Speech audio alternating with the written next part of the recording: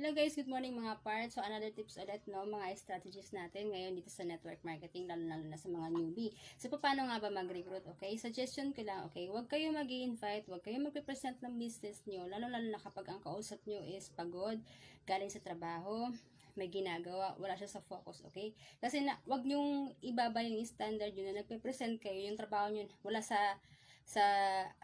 kayo sa attention niya, alright? Halimbawa, may nakasalubong ka or sabi mo, ay okay to, mukhang okay siya, may capacity siya mag-join sa business mo.